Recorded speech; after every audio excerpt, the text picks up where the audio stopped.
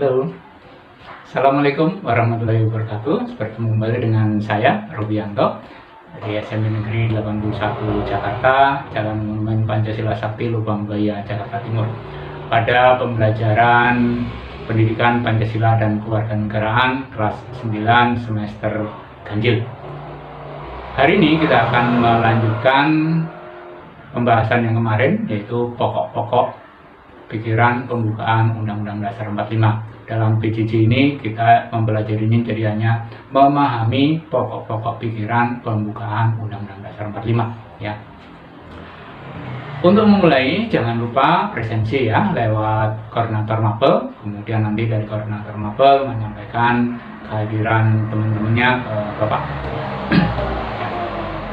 Untuk memulai pembelajaran hari ini, mari kita bersama-sama berdoa memohon kehadirat Allah Subhanahu wa taala supaya kita bisa menyerap ilmu dengan sebaik-baiknya sehingga ke depan kita bisa tampil lebih baik, bisa menjadi warga negara yang baik, warga negara yang bertanggung jawab untuk diri kita sendiri, keluarga, bangsa, negara, dan agama. Berdoa mulai.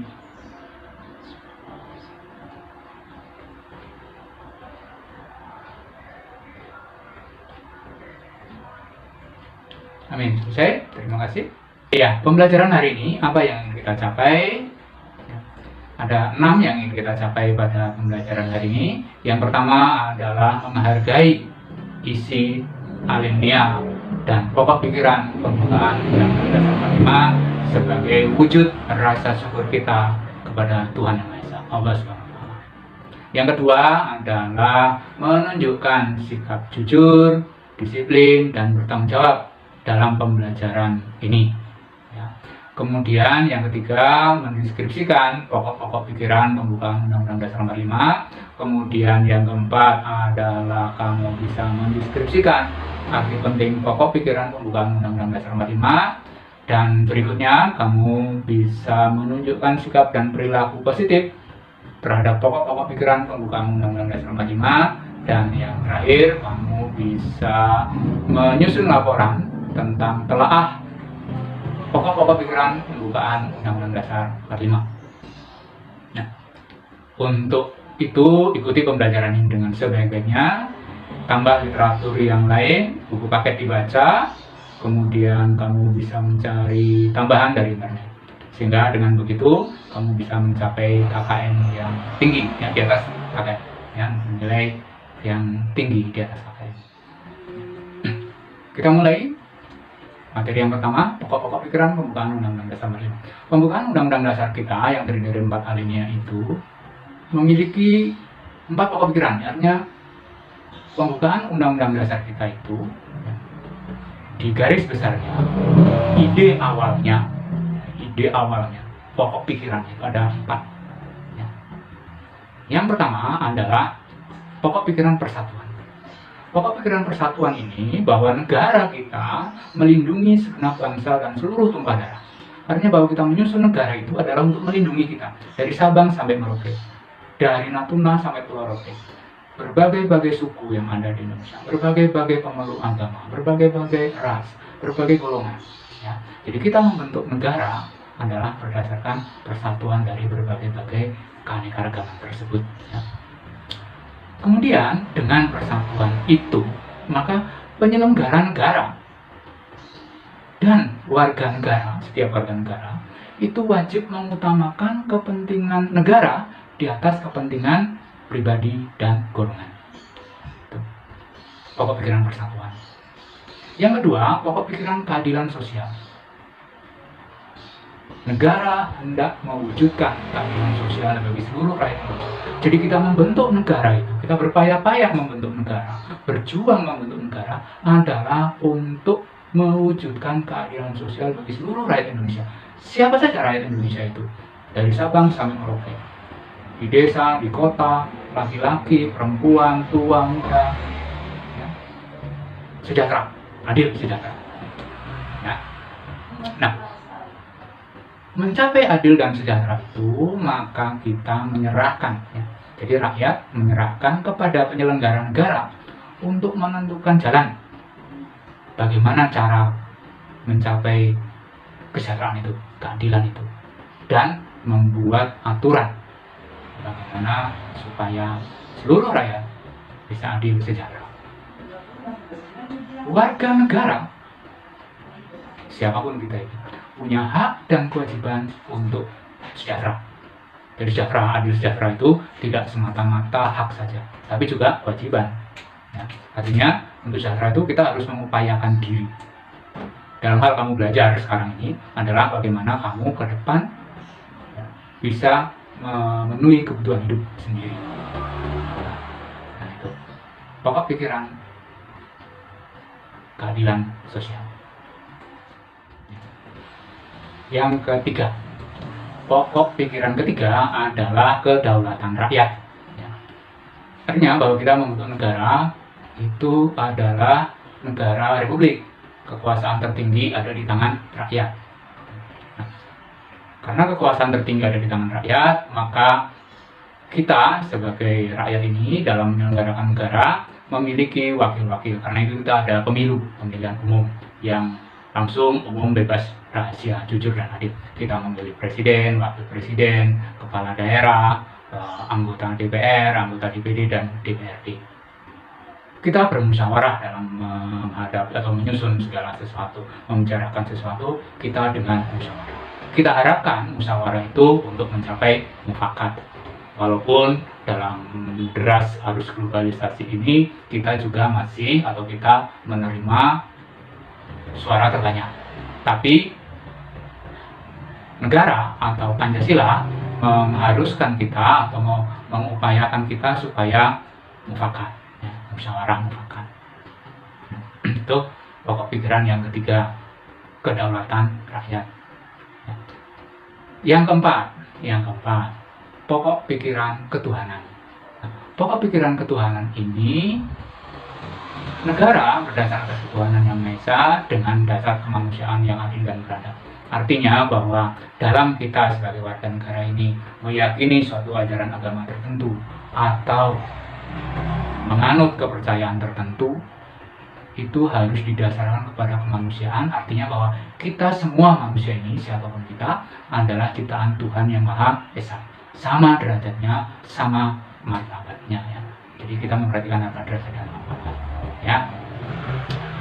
Kemudian pokok pikiran ketuhanan ini mewajibkan, ya, seluruh warga negara, siapapun warga negara itu, tinggal di desa, di kota, laki-laki, perempuan, tua, muda, harus percaya dan bertakwa kepada Tuhan yang Maha Esa. Apakah dengan memeluk agama yang diakui oleh negara atau menganut kepercayaan. Kemudian dalam menjalankan ajaran agama, apapun ritual agamanya itu, apapun ritual kepercayaannya itu, harus menjunjung tinggi harkat dan martabat manusia. Jadi kalau sekarang istilahnya ada terorisme itu, nah agama tidak boleh dibawa ke sana. Oke, itulah 4 pokok pikiran: persatuan, keadilan sosial, kedaulatan rakyat, ketuhanan. Sekarang kita lanjutkan arti penting pokok pikiran pembukaan Undang-Undang Dasar 45. Jadi pokok pikiran yang 4 itu apa pentingnya? Apa pentingnya? Karena itu karena sangat penting, kamu hafal ya, hafal berurut: persatuan, keadilan sosial, kedaulatan rakyat, ketuhanan. Ya, ini penting. Mengapa penting? Karena yang pertama, pokok-pokok pikiran itu adalah merupakan pancaran nilai-nilai Pancasila. Jadi kalau kita bisa menjalankan 4 tadi, persatuan, keadilan sosial, kedaulatan rakyat, ketuhanan, berarti kita sudah menjalankan Pancasila. Jadi, keempatnya itu merupakan pancaran nilai-nilai Pancasila. Kemudian pokok pikiran pembukaan itu meliputi suasana kebatinan dari Undang-Undang Dasar 1945.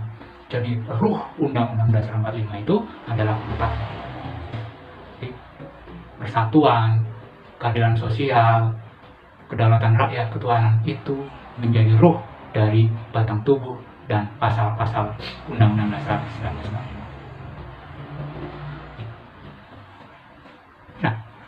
Setelah kita tahu pentingnya pokok pikiran pembukaan Undang-Undang Dasar 45 itu, maka kita harus menunjukkan atau kita harus menjalankan pokok pikiran itu. Karena itu kita harus memiliki sikap dan perilaku positif terhadap pokok-pokok pikiran pembukaan Undang-Undang Dasar 45 ini. Ya. Nah, paling tidak ada 3 sikap dan perilaku positif terhadap pembukaan Undang-Undang Dasar 45 ini. Apa? Yang pertama adalah mempertahankan pokok pikiran itu dengan tidak mengubahnya. Jadi di samping kita juga kita harapkan para wakil-wakil kita di DPR, MPR itu tidak mengubah pokok pikiran itu. Ya. Yang 4 itu tetap ada. Ya. Jadi mempertahankan dengan tidak mengubahnya. Kemudian yang kedua adalah berusaha, atau bukan berusaha, tapi mewujudkan pokok-pokok pikiran itu dalam kehidupan kita sehari-hari. Persatuan kita wujudkan dengan kita bergaul dengan siapa saja. Nanti kalau kamu bekerja sudah dewasa, ditempatkan di mana saja di seluruh wilayah Indonesia ini mau. Jangan hanya nanti bekerjanya di Jakarta saja, tapi ditempatkan di mana saja, siap. Persatuan kita. Keadilan sosial, nah kita harus mengupayakan diri kita untuk ke depan kita mencukupi kebutuhan hidup kita. Ya. Menolong orang lain, kesetiakawanan sosial. Ya. Kedaulatan rakyat, ya, dalam membicarakan sesuatu kita harus bermusyawarah. Mau bermusyawarah, bisa bermusyawarah, menghargai dan menghormati pendapat orang lain. Berketuhanan, kita menjalankan ajaran agama kita dengan sebaik-baiknya dan senantiasa memperdalam ajaran agama kita. Ya. Itu yang kedua ya, mewujudkan dalam kehidupan kita sehari-hari. Yang ketiga, lembaga negara, lembaga masyarakat, dan warga negara wajib memperjuangkan pokok-pokok pikiran itu menjadi kenyataan. Jadi kalau yang kedua tadi hanya mewujudkan dalam kehidupan sehari-hari, tapi yang ketiga ini harus kita perjuangkan. Nah, siapa yang memperjuangkannya? Semua elemen negara. Semua elemen negara berusaha untuk mewujudkan pokok-pokok pikiran pembukaan ini. Ya, itulah sikap positif kita. Ya. Mempertahankan dengan tidak mengubahnya, mewujudkan dalam kehidupan sehari-hari. Kemudian yang ketiga, lembaga negara, lembaga masyarakat, dan setiap individu memperjuangkan untuk mewujudkan pokok-pokok pikiran itu dalam kehidupan sehari-hari. Sekarang kita menarik kesimpulan. Setelah kita kaji, mari kita simpulkan. Ya. Yang pertama, pokok pikiran pembukaan Undang-Undang Dasar 1945. Ya. Ada 4 pokok pikiran. Pokok pikiran persatuan, pokok pikiran keadilan sosial, pokok pikiran kedaulatan rakyat, dan pokok pikiran ketuhanan. Yang kedua, arti penting pokok-pokok pembukaan Undang-Undang Dasar 45. Ya. Arti penting pokok-pokok pikiran pembukaan Undang-Undang Dasar 45. Yang pertama adalah pokok pikiran itu adalah merupakan pancaran nilai-nilai Pancasila. Kemudian pokok-pokok pikiran itu meliputi suasana kebatinan, ruh dari Undang-Undang Dasar 1945. Kemudian sikap positif. Bagaimana kita terhadap pokok-pokok pikiran pembukaan Undang-Undang Dasar ini? Sikap positif kita adalah pertama, mempertahankan pokok pikiran pembukaan Undang-Undang Dasar 45 itu. Kemudian lembaga negara, lembaga masyarakat, dan setiap individu warga negara wajib memperjuangkan pokok-pokok pikiran itu dalam kehidupan sehari-hari. Ya, itu kesimpulannya. Dengan kita menarik kesimpulan, berarti selesai pembelajaran kita hari ini. Di akhir video ini akan ditampilkan sikap dan perilaku positif terhadap pokok-pokok pikiran pembukaan Undang-Undang Dasar 45 itu di berbagai lingkungan kehidupan, di sekolah, di keluarga, di masyarakat, dan dalam kehidupan berbangsa dan bernegara. Ya, kalau di buku ini di halaman 47-48 ada kolom itu yang bagaimana kita mewujudkan pokok-pokok pikiran pembukaan Undang-Undang Dasar 45 itu dalam kehidupan kita sehari-hari di berbagai bidang kehidupan. Ya, oke, mudah-mudahan bisa dipahami dari apa yang pembelajaran kita hari ini.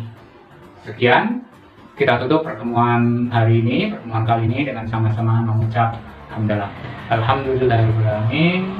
Terima kasih, sampai bertemu kembali. tetap semangat, jaga jarak, sering cuci tangan, jika keluar rumah memakai masker dan hindari kerumunan. Oke.